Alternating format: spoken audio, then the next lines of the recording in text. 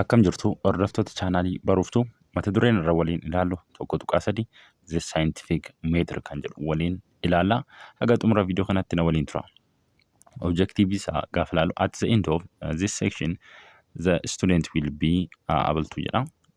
Erga mata duree kana the scientific method kan jedhu kana erga xumurtanii booda waan isin baruu qabdan asirratti isiniif tarreessitee jira. Explains about scientific method.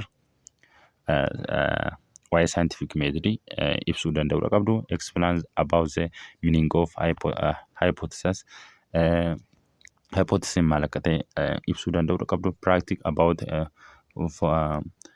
formulating hypothesis. Akkasumallee practice gochuu danda'udha qabdu jechuudha. Why akkamitti form goona hypothesis kan jedhu.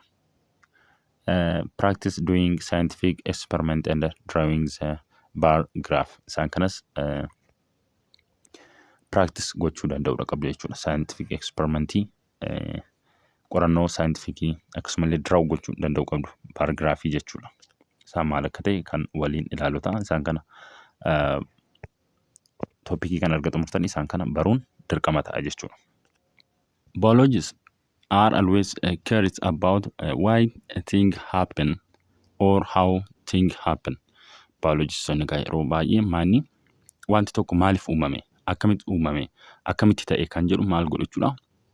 Baruudhaaf dhamaatii ni godhu jechuudha.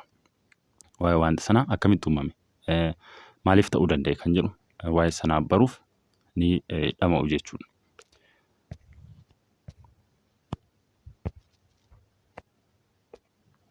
By asking a question and seeking science-based response known as the scientific method. Egaa waa'ee sanaa baruudhaaf jechuudha. Waa'ee sanaa akkamitti wanti sun akka ta'e baruudhaaf maal kan isaan hordofan jechuudha. Scientific methodidha kan isaan hordofan jechuudha. Egaa scientific methodiin adeemsa qaba, seera qaba. Karaa sanaan kan isaan wanta tokko kan isaan gaaffii gaafatan akkamitti ta'uu danda'e kan jedhu jechuudha. Yeroo ilaalcha maaliitiin jechuudha. Ilaalcha saayinsawaatiin kan isaan waa'ee wanta sanaa qoratan jechuudha. They keep up with new theory to explain a new finding. The scientific method involving a series of steps that guide scientists through such scientific investigation. Egaa akkuma dura isiniin jedhe egaa saayintistoonni egaa yeroo qorannoo tokko gaggeessan, eksperimentii tokko yeroo gaggeessan maanni isteeppii qaba. Isteeppii qaba. Akkasumallee piroosesii qaba. Piroosesii sun keessa yeroo darbanii argannoo tokko argatan sanaan maal jennaani scientific methodii hordofanii hojjetaniiru jennaan jechuudha. Scientific methodii fayyadamanii hojjetan jennaani. Biologists study the living world by posing question about it. Jalqaba irratti kamaanni yeroo qorannoo tokko qoratan biologistoonni jechuudha. Waa'ee lubbu qabeeyyii yeroo qoratan maanni waa'ee sanarratti gaaffii gaafatu. Gaaffii isaanitti dhufa jechuudha. Sammuu isaanii keessa gaaffii isaanitti dhufa. Fakkeenya fudhatan waa'ee biqiltuu tokko yoo goge biqiltuun tokko biqilee yoo goge jechuudha. Maaliif goga kan jedhu sun sababadha jechuudha. Egaa sababa isaa sun immoo maaliif akka goge maaliif mirkaneeffatu jechuudha. Yaaliidhaan eksperimentiidhaan jechuudha. The general step of the scientific method are egaa steeponni sun adeemsi sun asirra kaa'amaniiti jiru. Innis maani tokkoffaa irratti observationidha tokkoffaan. Ittaansuudhaan immoo asking questionidha. Inni lammaffaan jechuudha. Inni sadaffaan immoo forming of a hypothesis. Inni ittaan immoo arfaffaan testing the hypothesis. Egaa kana tartiiba isaa hin dagatinaa. Tokkoffaa irratti maal jenna? Observation jenna. Lammaffaan asking a question. forming of a hypothesis. Inni sadaffaan jechuudha. Inni arfaffaan immoo testing the hypothesis. Inni shanaffaan making conclusion about the finding. Inni dhumaa immoo maani? Communicating the finding. Communicating the finding kan jedhudha. Ol deebine tokko tokko yoo ilaallu maani? Observation ilaalla. Observation maani? The scientific study begin with a carefully observation of the problem to solve that led to a question. The observation can be made there directly. Example, using your sense organ, or indirect using scientific tools such as a microscopy. Egaa observation gaafa jennu egaa wanti tokko maaliif ta'e kan jedhu jalqaba irratti maal ta'uu qaba jechuudha. Wanti sun maaliif ta'e kan jedhuuf ilaaluudha qabna jechuudha. Seensi orgaanii keenyaan yookiin ijaan ta'uu danda'a yookiin orgaanii qaama keenyaan ta'uu danda'a. Harkaan qaqqabannee ta'uu danda'a. Isaan kanaan maal jechuudha?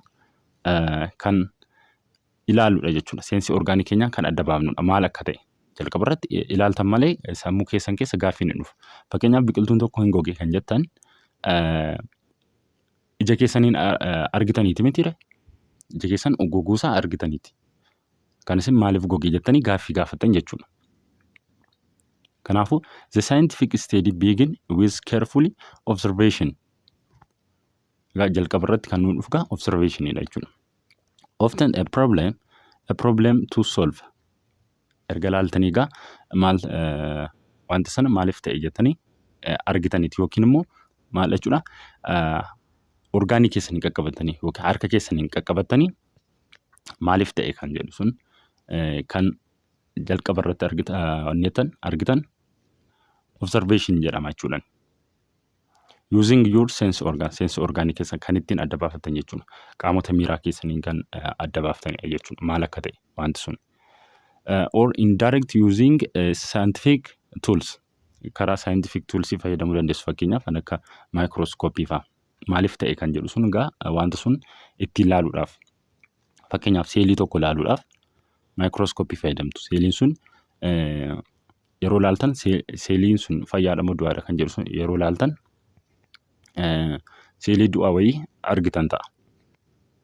Egaa maaliin adda baaftanii du'uusaa microscopy fayyadamtanii ilaaltaniitu gaama. Amma seensi orgaanii miti microscopy fayyadamneeti kan nuti ilaalla miti du'aa ta'uusaa. Maaliif du'e kan jedhu sun immoo maal gootu? Asking a question gaaffii gaafattu jechuudha. Gaaffii gaafattu. Kanadha jechuudha. Observationiin scientific method keessatti jalqaba irra kan dhufudha jechuudha. Jalqaba argitu. Fakkeenyaaf yeroo samii ilaaltan samiin maani biluu kan ta'e miti kalariinsa. Biluu kan fakkaatudha. Maaliif biluu ta'ee kan jedhu sammuu keessan keessa dhufa. Jalqaba irratti ni argitan. Ijaan argitan mitire seensi orgaanii keessanii ni argitan. Inni ilaaltan sun maal jechuudha? Observation jettuun jechuudha. Maaliif kalarii akkasii bifa akkasii qabaachuu danda'e kan jedhu immoo maal gaaffiidha jechuudha. Inni lammaffaati. Isa lammaffaadha. Ifadha jedhee yaada. Inni tokkoffaa maal dha? Observationidha jechuudha. Scientific method keessatti. Inni lammaffaa immoo asking a question. Asking a question. The observation usually leads the scientist to ask a question in a querying. Maani observationii keessaa isa argitan sun jechuudha. Observationii keessatti seensi orgaanii keessanii yookiin immoo toolsii fayyadamtanii meeshaa wayii fayyadamtanii argitaniitu ta'a. Observationii keessatti argitaniit maani gaaffii gaafattu. Maaliif akkas ta'e kan jedhu.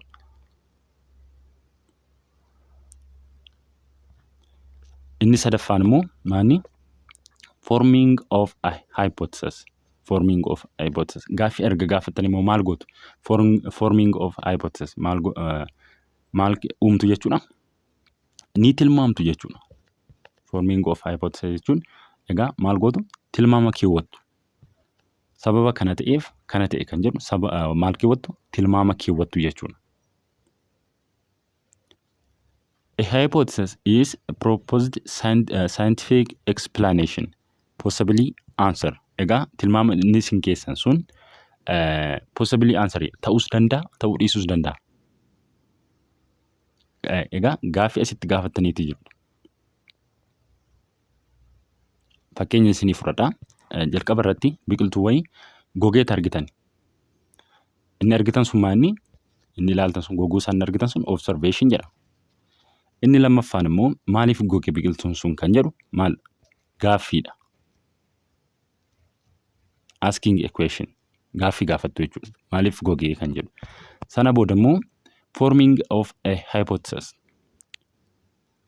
Maal gootu immoo maal uummattu jechuudha? Tilmaama keewwattu. Isa goge kanaaf deebii kan ta'u jettanii maal keewwattu jechuudha? Forming of a hypothesis. Tilmaama keewwattu jechuudha. Tilmaamichi sirriis ta'uu danda'a, sirrii ta'uu dhiisuus danda'a. Maal jettu jechuudha? Bishaan dhabeetu gogee jettanii keewwattu jechuudha. Egaa wantichi yookiin bishaan dhabeet ta'uu danda'a yookiin immoo dhibee biraatiin ta'uu danda'a. Ifadha jedheen yaada yeroo inni isin ibsu kun. Kan ifa isiniif hin taane koomentii jalatti naa barreessaa. Irra deebi'ee illee viidiyoo kan biroo isiniif hojjedhu. Maanni maal jettu gaamma? Forming of a hypothesis jedhu kana maal keewwattu jechuudha? Tilmaama keewwattu. Tilmaama immoo fakkeenya isiniif fudhadheera. Bishaan dhabee gogee kan jedhu keewwattu. Egaa bishaan dhabee goguun isaa sun yookiin ta'uu danda'a yookiin ta'uu dhiisuu danda'a bishaan dhabee jechuudha. Kanaafuu a hypothesis is proposed scientific explanation, possibly answer. Egaa deebii inni nuti kennine kun forming of hypothesis inni jenne kun ta'uus danda'a. Deebii isaa ta'uus danda'a, ta'uu dhiisuus danda'a. Inni nuti tilmaamne keenya kun jechuudha. For set of equation. Possibly answer for the set of equation. Gaaffii sana ta'uu danda'a, ta'uu dhiisuus danda'a jechuudha. To solve a problem, one can propose several hypotheses. Egaa hypothesesii maal gochuu dandeenya? Hypothesesii maal ta'uu danda'a jechuudha? Jijjiiramuu danda'a. Baay'ee ta'uu danda'a. Maaliifii isuma nama fakkeenya isiniif fudhadhe irratti yookiin wanta biraa ta'uu danda'a, dhibee biraa ta'uu danda'a yookiin bishaan ta'uu danda'a. Kanaafuu hypothesesiin baay'ee ta'uu danda'a. Maaliifii jijjiiruu dandeessu jechuudha. Tilmaama keessan jijjiiruu ni dandeessu. Scientific hypothesis should be testable. Egaa scientific hypothesisiin tilmaamni keessan sun jechuudha. Maal ta'uu qaba? Testi ta'uu qaba. Qulqullaa'uudha qaba. Dhugaa ta'uu fi dhiisuun isaa inni isin tilmaamtan sun dhugaa fi ta'uu dhiisuu isaa maal ta'uu qaba? Qulqullaa'uudha qaba jechuudha. Itti hafuun. Testing the hypothesis. Egaa hypothesis tilmaama keessan sun maal gootu? Qulqulleessuudha qabdu. Qulqullaa'uudha qaba jechuudha. Dhugaa ta'uu fi dhiisuun isaa. Hypothesis can be tested through experiment. Inni egaa hypothesisiin keessan sun tilmaamni isin keewwattan sun maal ta'uu qaba? Test ta'uu qaba. Maaliin? Yaaliidhaan. Through experiment. Yaaliidhaan maal ta'uu qaba? Mirkanaa'uu qaba sirrii ta'uunsaa. Any scientific experiment must have the ability to duplicate because the answer the scientists come up with whether it support or reject the origin hypothesis. Egaa yoo wantichi sirrii miti ta'e maal ta'a? Maal ta'a jechuudha hypothesis sun? Hypothesis sirrii miti ta'a maal jechuudha? Reject gochuudha qabdu jechuudha. Egaa waliin deeggaru taanaan hypothesisiin keessanii fi hypothesisiin dura keewwattanii fi experimentii isin gaggeessitan sun qorannoo isin gaggeessitan sun waliin deeggaru taanaan maal ta'uu qaba? Reject ta'uudha qaba jechuudha. Maal gootu sana booda hypothesisii kanneen kabiroo barbaaddu jechuudha. Tilmaama kabiroo keewwachuudha qabdu. can't become part of scientific knowledge unless other scientists can be perform the same experiment and achieve the similar result. If the hypothesis is not supported by experimental data, one can propose a new hypothesis. Akkuma dura isiniin jedha hypothesisiin keessan experiment data faana waliin deeggaru taana yaalii sun keessatti waliin deeggaru taanaan hypothesisiin tilmaama isin dura keewwatte waliin deeggaru taanaan maal ta'a jechuudha. Maal goote jechuudha. Kan biraa qopheessuudha qabdu. Hypothesisii kan biraatti jijjiiruudha qabdu jechuudha. Ifala jedhee yaada. Making conclusion about the finding. Egaa umarratti maal keessa jechuudha. Conclusion kaa'uudha qabdu. Guduunfaa kaa'uudha qabdu. Guduunfaa jenna miti egaa xumura wanta tokko jechuudha. Xumura kaa'uudha qabdu jechuudha. Dimiddaamee isa jennu jechuudha afaan Amaariffaatiin. Dimiddaamee kaa'uudha qabdu. Scientists consider their original hypothesis and ask whether they could still be right in light of the new information gathering during experiment. Egaa waa'ee wanta sanaa jechuudha. Maal gochuudha qaba? Yeroo experimentii sana gaggeessu maal godha? Odeeffannoo maal godha jechuudha? Walii qabataa jechuudha. Yeroo experimentii sana gaggeessu. If so, the hypothesis can remain as possible explanation so how things work. Egaa hypothesis isaa sun yoo sirriidha ta'e maal godha jechuudha? Akkamitti akka hojjete maal godha? Explain gochuu qaba, ibsuudha qaba jechuudha. If not, scientists reject the hypothesis and try to come up with alternative explanation and a new hypothesis that can explain what they have seen. Egaa achi keessatti maal godha jechuudha? Yoo hypothesis isaa sun immoo sirriidha miti ta'e immoo maal godha? Reject godha jechuudha. Reject godhee new hypothesis isaa sun maal godha jechuudha? New hypothesis isaa sun kaawwachuusaa maal godha? Explain godha jechuudha. That can explain what they have seen. Waan achi keessatti experimentii sun keessatti jiran waan experimentii sana keessa jiran maal godha jechuudha? Qorannoo sana keessa jiran maal godha? Hundasaayyuu explain godha. In ibsaa jechuudha.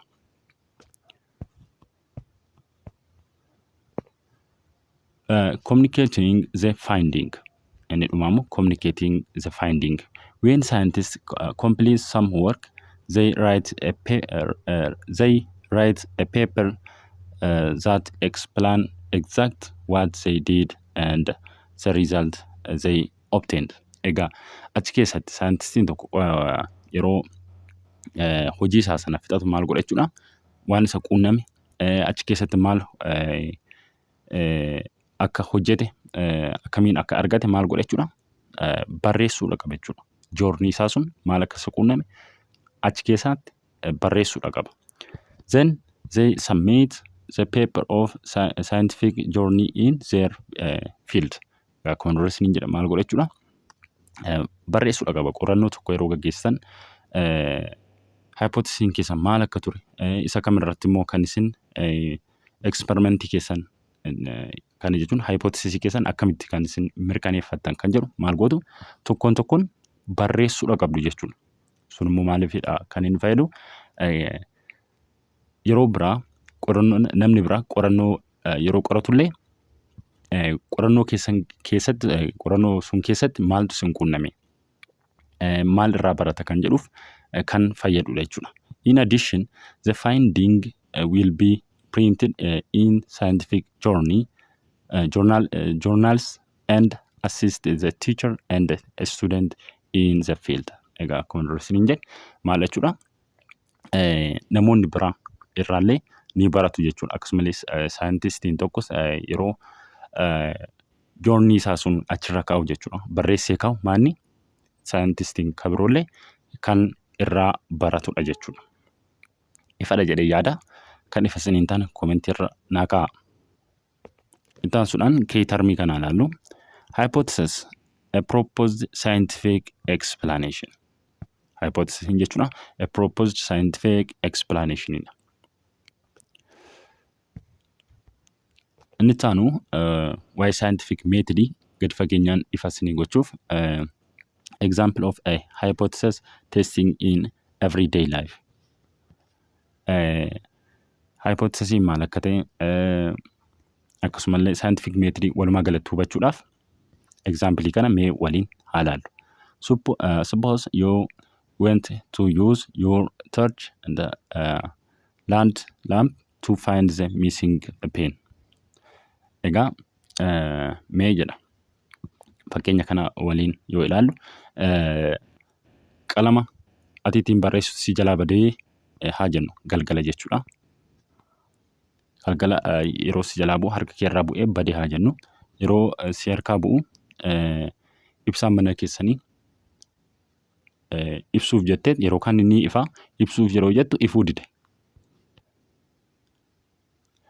Ifuu yeroo dide sun gaa argiteetta ifuu diduusaa maalla suni observationidha. Akka hin ifne argite jechuudha.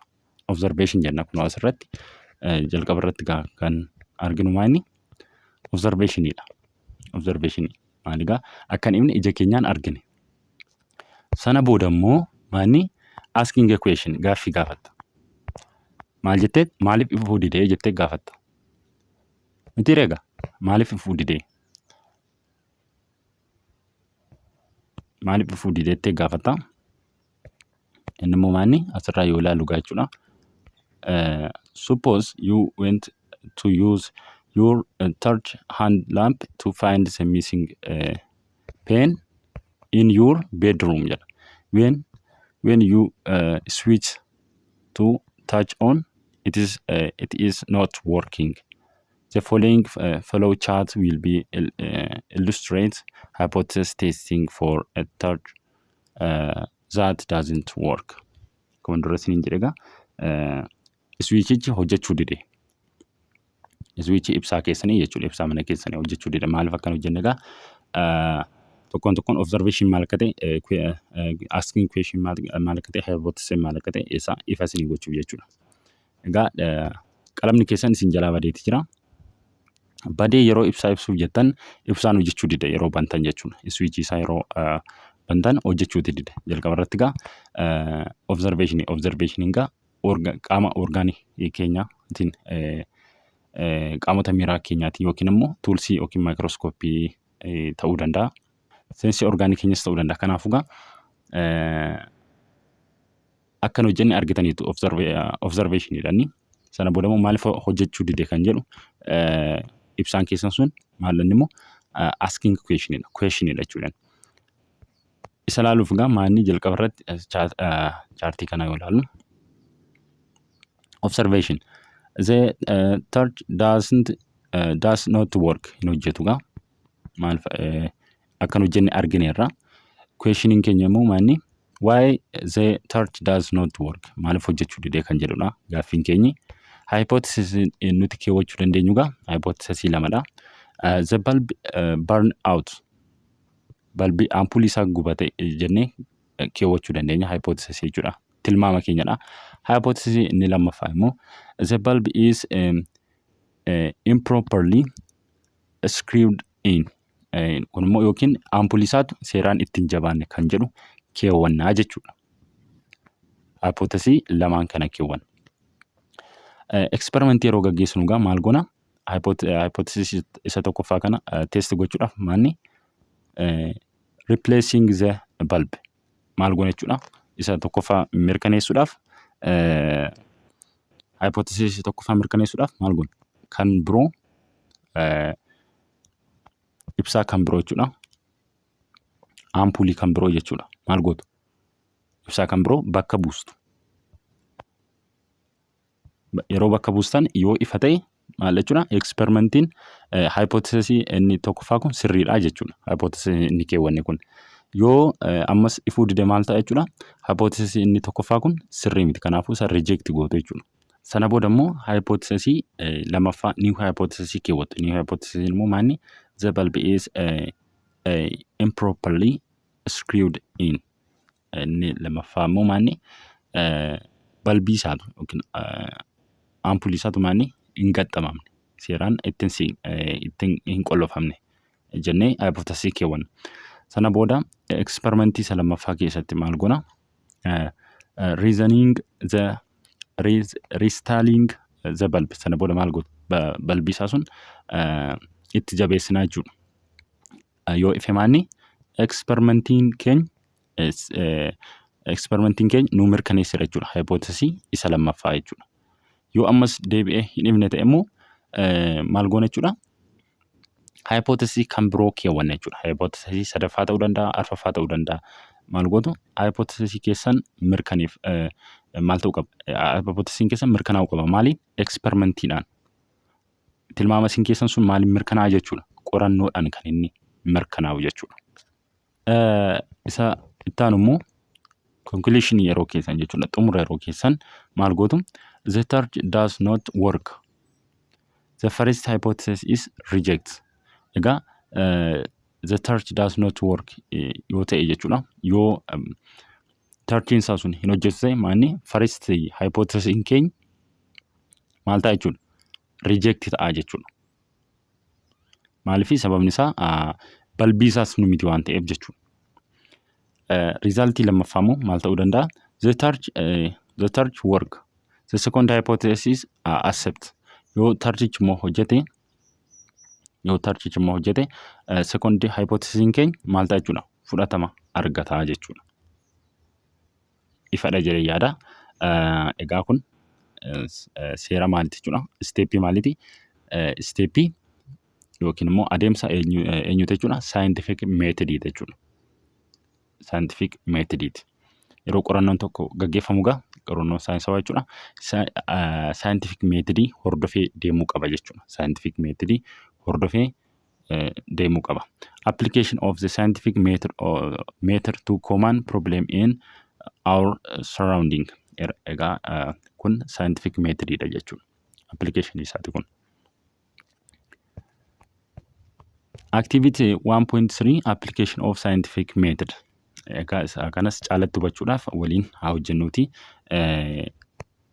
Mata duree kana waliin haa xumuru. Objective isaa yoo ilaalu kaayyoo isaa jechuudha.